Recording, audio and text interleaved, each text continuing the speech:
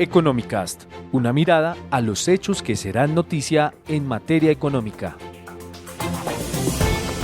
Una de las preocupaciones más grandes que se posan sobre la humanidad y el planeta tiene que ver con el cuidado del medio ambiente y la lucha contra el cambio climático. Son tan grandes los desafíos y las tareas pendientes que desde el pasado 1 de noviembre hasta el próximo 12 del mismo mes, la Organización de Naciones Unidas adelanta en Escocia la Conferencia de Cambio Climático, en donde los presidentes de varios países han llevado sus compromisos en este propósito de mitigar los efectos de este fenómeno. Colombia no fue la excepción y el presidente Iván Duque dio a conocer la estrategia climática del país de largo plazo. Mi nombre es Javier Acosta, periodista de Portafolio.co, y junto con mi compañero Iván Torres hablaremos en este episodio de Económicas sobre este tema. Para eso nos acompaña Camilo Prieto, fundador del Movimiento Ambientalista Colombiano, con quien hablaremos este tema el día de hoy. Bienvenidos a los dos, ¿cómo están? Un gusto saludarlos y pues feliz de poder compartir este espacio. Gracias. Camilo, un gusto. Mi nombre es Iván Torres, también compañero de mesa de trabajo de Javier, y quisiera comenzar precisamente esta conversación con usted preguntándole a grandes rasgos cómo le parece la estrategia que presentó el gobierno, la estrategia climática de largo plazo de Colombia para cumplir el Acuerdo de París. Bueno, hay varias cosas. Lo primero es que hay que destacar que exista la voluntad, así sea en el discurso y en algunos documentos que se han publicado, de generar una política de largo aliento. Eso es interesante y hay que reconocerlo, porque nos va dando cuenta a la nación que el problema de la crisis ambiental global no es un asunto de un gobierno, sino es un asunto que debe superar la temporalidad de las ideologías con las cuales llega cada gobierno. Entonces, esto es destacable. Ahora, algo que sí es controvertible es la distancia que existe entre el discurso, los anuncios y lo que realmente ocurre en el país. Entonces, ahí es donde creo que puede uno hacerse muchísimas preguntas. Dentro de esa estrategia, claro, no puedo decir, hay un compromiso muy ambicioso. Es decir, Colombia va a planea reducir 51% de sus emisiones de gases de efecto invernadero de aquí al 2030. Entonces, inmediatamente viene una pregunta, bueno, ¿y cómo lo vamos a hacer? Entonces, dentro de esa pregunta que ustedes me hacen, también le quedan a uno varias, ¿no? Y es, bueno, ¿y estas metas cómo se van a cumplir? ¿Cómo se van a aterrizar esos planteamientos que se están haciendo ante los micrófonos del mundo? Precisamente quisiera que nos contaras, que ya que has hecho esta pequeña breve introducción sobre lo que plantea el gobierno, es ¿qué cosas no son tan realistas para ustedes, Camilo? ¿Qué cosas de pronto digamos que sobre el papel están sonando muy bien en ese tema del cambio climático? Bien, hay un asunto y es que cuando se habla de reducir emisiones de gas de efecto invernadero, a la mayoría de los habitantes se nos viene la idea de que hay que reducir emisiones en el transporte, lo cual es obvio, es muy importante. Pensamos en combustibles fósiles, pensamos en la generación de energía, pero fíjense lo interesante que ocurre en Colombia. La matriz de emisiones de generación de gas de efecto invernadero en Colombia es diferentísima a muchísimos países del planeta y es muy distinta a Europa. Entonces, asimismo, hay que conectar lo que pasa en el país con las propuestas y con la política pública que se hace. ¿Por qué denuncio esto que acabo de decir? 55% de los gases de efecto invernadero en Colombia están relacionados con actividades de silvicultura, es decir, con agricultura, con ganadería, con deforestación y no propiamente con energía o con transporte. Claro, tienen estas una participación relevante, pero les voy a hacer una comparación de dos sectores. Ganadería versus transporte. Ganadería en Colombia emite más gases de efecto invernadero que el transporte. Y estos no son unos datos nuestros de la Fundación, sino son datos del IDEAM, son datos del Ministerio de Ambiente. Entonces uno piensa inmediatamente, oiga, las principales herramientas de control de emisiones de gases de efecto invernadero tienen que mirar al campo, tienen que mirar al uso del suelo, tienen que mirar a que generemos estrategias agrícolas sostenibles, que hagamos una producción ganadera sostenible y que se generen todos los mecanismos para frenar la deforestación. Porque de nada sirve decir que vamos a reducir emisiones cuando el cómo se van a reducir no se ven reflejadas en esa política de largo aliento que planea el gobierno nacional. Entonces ahí es donde uno ve un desfase. Y el otro asunto que nos muestra un desfase tiene que ver, por ejemplo, cuando se nos habla de reducir emisiones de metano.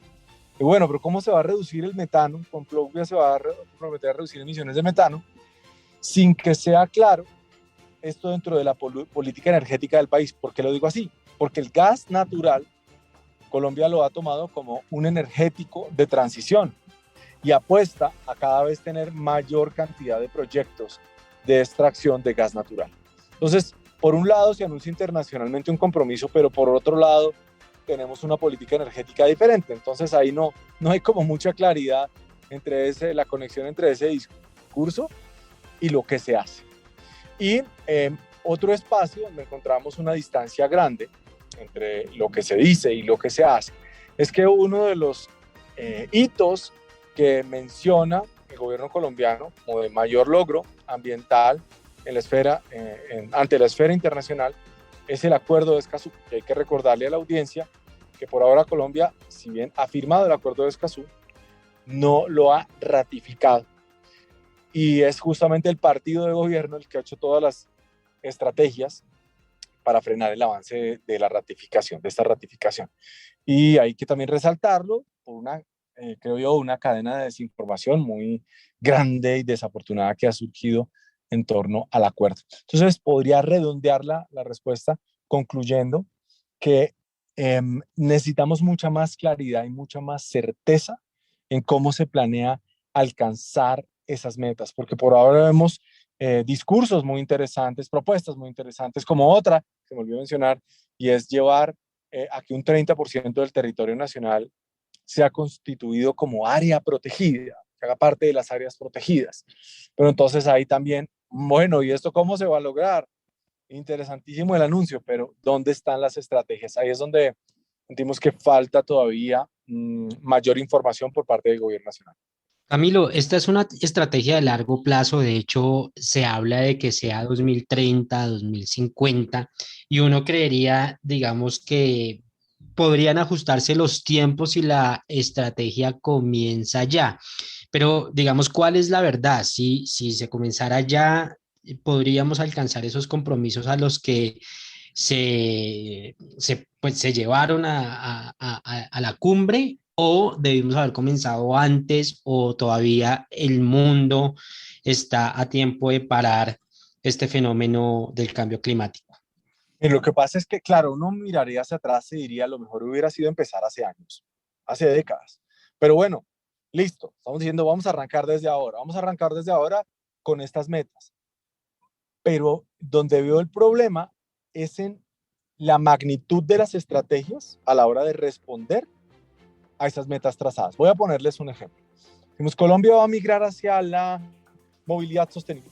Entonces, de aquí al 2030, Colombia se ha puesto esa meta, hacer la transición. Pero cuando uno mira la estrategia y mira ya los números del gobierno, nos dicen, mire, de aquí a 2030 necesitamos tener al mínimo 600.000 vehículos eléctricos. Y eso suena importante, 600.000. Pero miremoslo dentro del Parque Nacional Automotor. A fecha de hoy, mientras ustedes y yo tenemos esta conversación, hay alrededor de 14.6 millones de vehículos registrados en el RUND. Si hoy tuviéramos 600.000 vehículos, quiere decir que ni siquiera el 5% de los vehículos serían eléctricos. Ahora imagínense cuántos vehículos habrá registrados de aquí al 2030. Quiere decir que ni siquiera vamos a tener el 5% de aquí al 2030. Entonces ahí vemos una muy baja penetración. Y cuando lo miramos en temas de estímulos a la movilidad eléctrica, hay varios asuntos que preocupan. Por ejemplo, hay muchos estímulos económicos que comparten los vehículos a gas y los vehículos eléctricos. Entonces uno dice, ¿pero cómo puede ser posible? Sí, claro, cuando miramos en términos arancelarios, por ejemplo, y lo que ocurre con los vehículos híbridos en comparación a los vehículos de gas. Entonces dices, ¿pero cómo le puedo estar dando el mismo tratamiento a un vehículo que utiliza fósiles? Sí, que cuando hay combustión de metano se genera menos material particulado que con la gasolina o con el diésel, sí, pero yo no le puedo dar el mismo trato a un vehículo a gas que a un vehículo eléctrico, a un vehículo híbrido. Lamentablemente, eso ocurre en Colombia. Y cuando vemos el tema de áreas protegidas, pues les puse movilidad, ahora vamos al de áreas protegidas. Bueno, ¿cómo vamos a volver el 30% del territorio nacional a áreas protegidas? Si no está claro cómo se va a fomentar la titulación colectiva, que es fundamental para que las áreas protegidas funcionen. O sea, si no se hace de la mano con las comunidades, no va a funcionar. Entonces, para que esta propuesta de la ampliación de las áreas protegidas funcione, insisto, hay que hacerlo de la mano con la comunidad. Y para eso, resalto, necesitamos saber cómo se va a promover la titulación colectiva de las comunidades que habitan allá y cómo va a hacer la inversión de recursos en proyectos productivos de las comunidades que allá habitan. Mire lo que está ocurriendo, por ejemplo, en el Pacífico. Voy a darles un ejemplo positivo, inspirador. Bahía Málaga, a unas horas de Buenaventura en lancha, un lugar espectacular que les recomiendo a todos los oyentes que visiten el Pacífico colombiano. Hace un tiempo, las comunidades de Bahía Málaga vivían de talar el bosque, de los maderables del bosque, pues que evidentemente eran ilegales. ¿Qué hicieron ahora? Han ido migrando hacia un proyecto comunitario, el cual está en un área de titulación colectiva, porque esto es un área protegida, y ellos ahora están criando pianguas, que son unos moluscos que crecen en los manglares. Entonces cambiaron la tala del bosque por conservación, una conservación que además les ayuda a vivir del ecoturismo, pero que complementan con este proyecto que les cuento de la piangua, que entre otras cosas los motiva a proteger los manglares. Entonces el enfoque netamente de militarización, de operaciones militares en las áreas protegidas y de pensar que las áreas protegidas solo se logran sacando a los campesinos, criminalizando a los campesinos, pues no funciona. Y lo otro es que necesitamos voces de este gobierno y del que siga, dejando claro que la presencia de campesinos en áreas protegidas no se debe asociar a cultivos ilícitos siempre que se hable de esta situación, porque hay un estigma. Y resulta que hay muchas personas que llevan viviendo desde hace décadas en estas zonas, que no son neocolonos, sino que llevan ancestralmente muchísimos años viviendo en estas zonas. Pero se genera ese estigma, ¿no? Entonces, si hay campesinos en una, eso debe ser que están en cultivos ilícitos. No, eso es una generalización que no es adecuada. Entonces, necesitamos una política pública que responda a esas problemáticas nacionales con mucha claridad, que sea construida de la mano de la gente, y también una estrategia de comunicaciones que le ayude a la nación a comprender el problema al cual nos estamos enfrentando y cuáles pueden ser esas posibles soluciones y por qué se toman esas decisiones. Camilo, precisamente usted hablaba del tema de la silvicultura, que pues es un gran generador de gases de efecto invernadero. Así es. ¿Cómo podría lograrse un balance? Porque finalmente, de todas formas, pues hay un país que alimentar también. Claro, y también quería preguntarle cómo ve el tema de las subastas de energías renovables en el país, que pues ha tenido mucho auge en estos últimos años y obviamente pues nos ayudará a ser más sostenibles. Bien, entonces en términos de comprender que necesitamos alimentar al país, sin duda. O sea, necesitamos garantizar seguridad alimentaria y ojalá algún día soberanía alimentaria. En este momento Colombia no tiene soberanía alimentaria debido a que un porcentaje importante de los productos que consumimos vienen de fuera. Les pongo un ejemplo, en Colombia no nos comemos un solo garbanzo que sea cosechado acá en Colombia. Que se encuentran en los supermercados, son todos importados. Entonces uno dice, bueno, pero ¿cómo puedo mejorar esa reducción de emisiones en el campo garantizando la seguridad alimentaria? Hay varias estrategias. Arranquemos por el de la ganadería, que es el más problemático. La propuesta, la formulación no apunta, hay que acabar con la ganadería en el país, no, sino hacerlo de una manera sostenible. La evidencia nos muestra que cuando se cambia la ganadería extensiva en el trópico por ganadería con establecimiento de sistemas silvopastoriles intensivos, se logra reducir emisiones, se aumenta la eficiencia energética de la carne de res y se aumenta la eficiencia proteica de la carne de res. Y esto de la mano, evidentemente, con la reducción de emisiones. ¿Cómo se hace esto? Es pasar de tener, en este momento Colombia tiene, les doy los datos, del Ministerio de Agricultura, 0.6, la unidad es UGG, que es unidades de gran ganado, o vacas, pongámoslo en este término coloquial, 0.6 vacas por hectárea.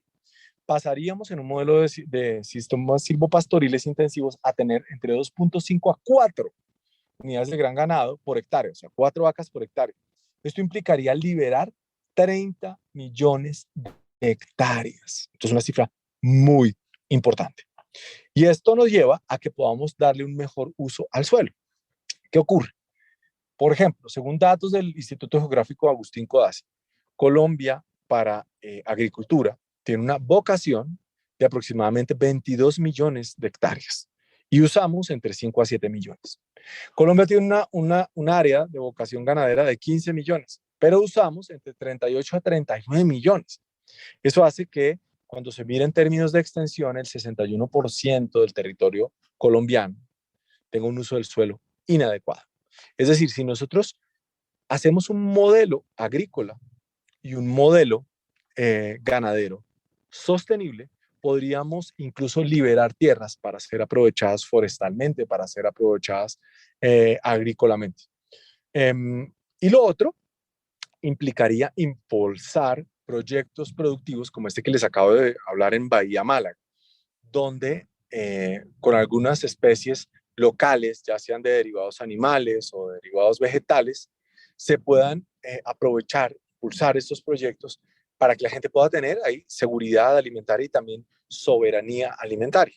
Y esto estaría de la mano, lo conecto con el argumento anterior, con poder cuidar el territorio. O sea, pasaríamos de tener personas que están teniendo aprovechamientos no sostenibles como potrerización de los bosques, como lo puede ser también el uso de maderables ilegales de bosque primario, a que estas personas empiecen a cuidar el territorio. Esto por un lado. Entonces, es decir, sí es posible a través de las estrategias sostenibles hacer un mejor uso del suelo y esto nos permitirá garantizar seguridad y soberanía alimentaria. Con respecto a la segunda pregunta, hay que reconocer que en estos últimos años con este gobierno ha habido un avance importante, especialmente en la matriz energética, pero de generación eléctrica. En eso quiero ser específico, porque cuando vemos la matriz energética de Colombia, es decir, lo que se utiliza para la industria, para el transporte y además para generar electricidad, más de un 70% corresponde al uso de fósiles.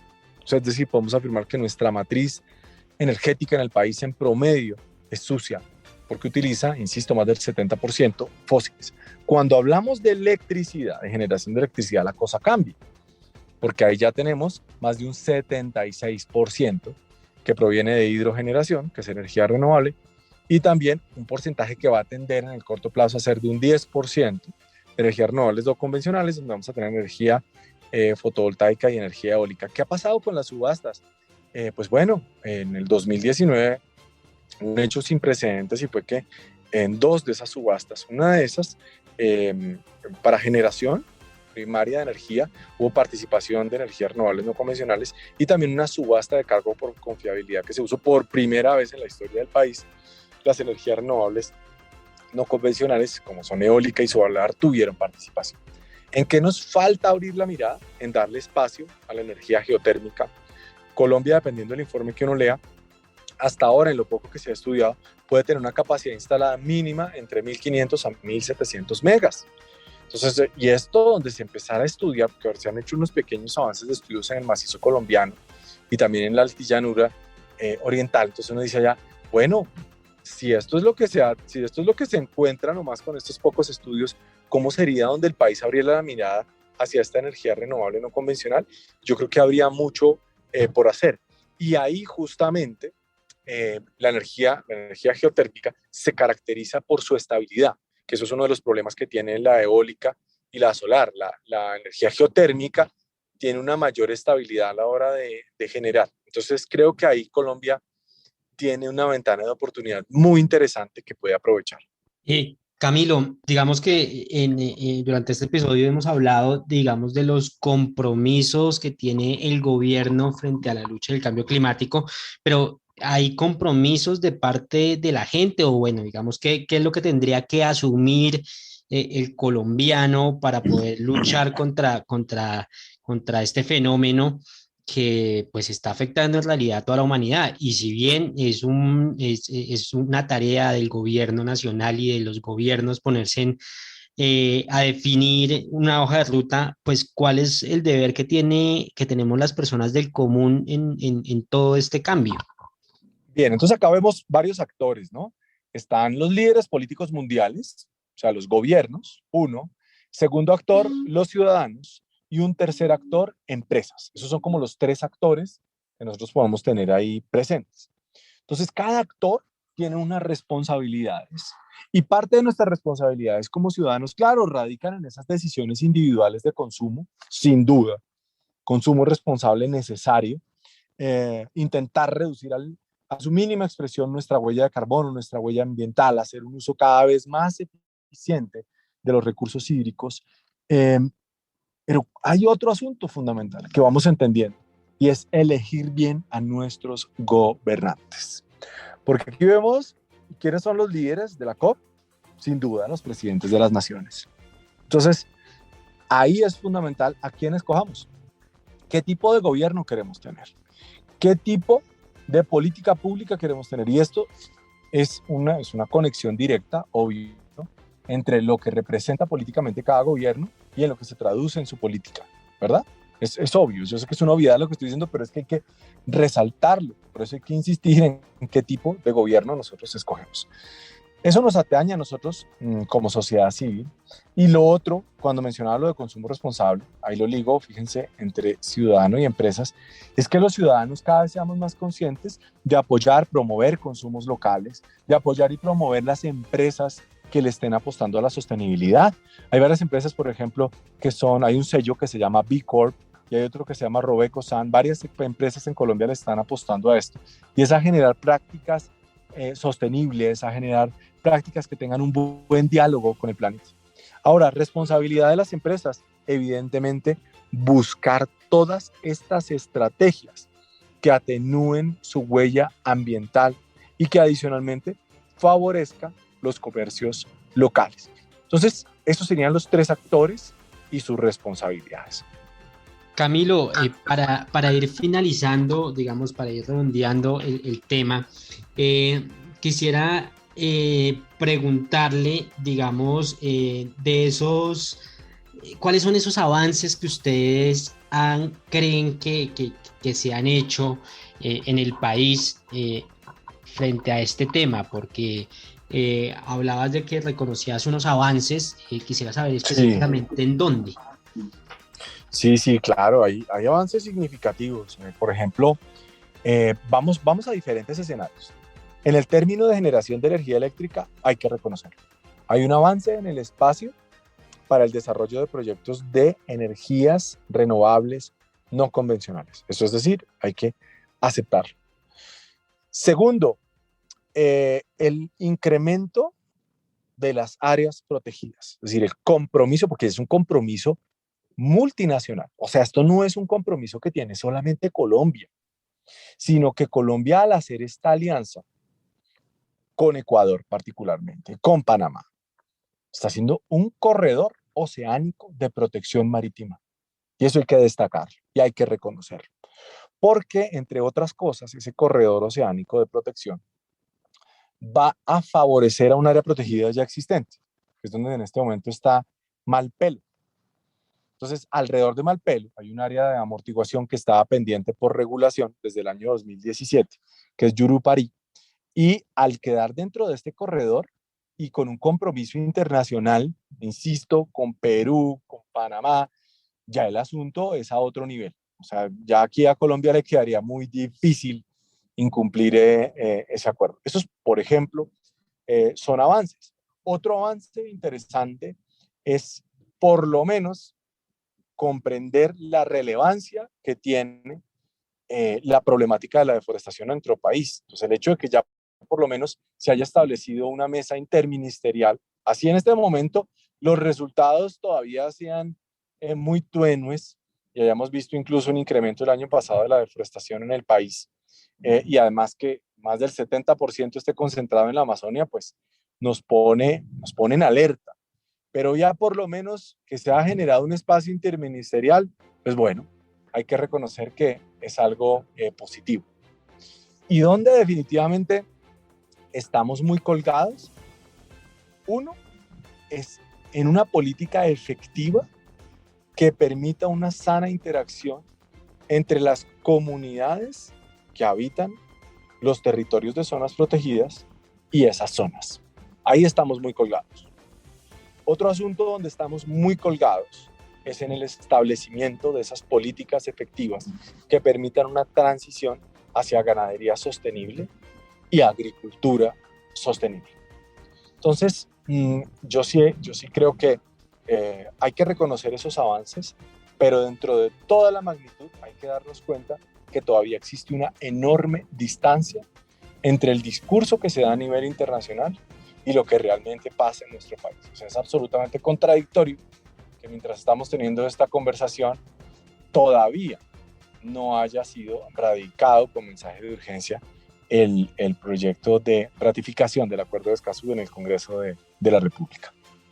Bueno, Camilo, pues evidentemente hay mucha tela que cortar en este diálogo, en esta conversación que tendremos en el futuro, porque pues evidentemente quedan muchos desafíos, quedan muchas tareas por resolver, pero bueno, se nos acabó el tiempo. Camilo, muchísimas gracias por haber compartido con nosotros este espacio. Muchas gracias, Javier y Iván, y también a Julián, gracias, Camilo, la parte técnica. Y bueno, y un muchas mensaje gracias. de cierre para los lectores de Portafolio, decirles que independientemente de la actividad económica o profesional en la que cada uno se encuentre, siempre habrá maneras para mejorar nuestra relación con el mundo y apostarle a la sostenibilidad. Mil gracias. Bueno, y a mi compañero Iván también muchas gracias a los dos por haber estado aquí y discutir este tema tan importante para el futuro del país y del mundo. Y a los lectores y oyentes de Portafolio los invitamos a que continúen conectados a nuestro portal web www.portafolio.co. Hasta la próxima. Economicast, un podcast de Portafolio para la casa editorial El Tiempo.